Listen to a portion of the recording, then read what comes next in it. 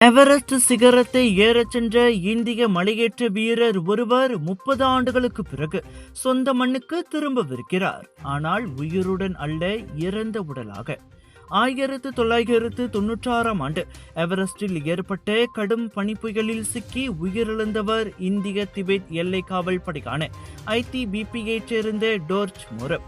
அவரது உடல் சுமார் 8500 மீட்டர் உயரத்தில் உறைந்த நிலையில் கிடந்தது.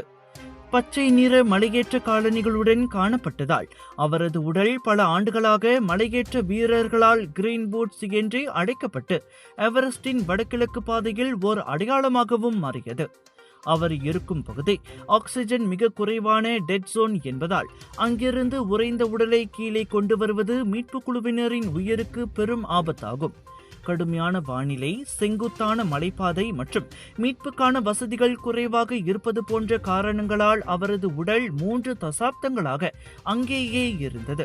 அது மட்டுமின்றி கிரீன் பூட்ஸ் யார் என்பதிலும் பல ஆண்டுகளாக குழப்பம் நீடித்தது. அது மற்றொரு இந்திய மலையேற்ற வீரரின் உடல் என பரவலாக நம்பப்பட்ட நிலையில் 2024ஆம் ஆண்டு மேற்கொள்ளப்பட்ட சரிபார்ப்பில் அது டோர்ச் மோரப் உடையது என ITBP உறுதி செய்தது.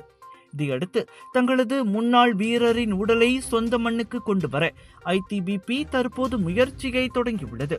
எவரெஸ்டின் திபெத் பகுதியில் இருந்து உடலை மீட்பதற்காக சிறப்பு உயர்மலை மீட்புக் குழுவை நியமிக்கும் நடவடிக்கையும் மேற்கொள்ளப்பட்டுள்ளது. கணவரை இழந்து 30 ஆண்டுகள் கடந்துவிட்ட நிலையில் தற்போது 75 வயதாகும் அவரது மனைவி அவரது உடலையாவது சொந்த மண்ணில் காணும் நாளை எதிர்பார்த்து காத்துக் கொண்டிருக்கிறார்.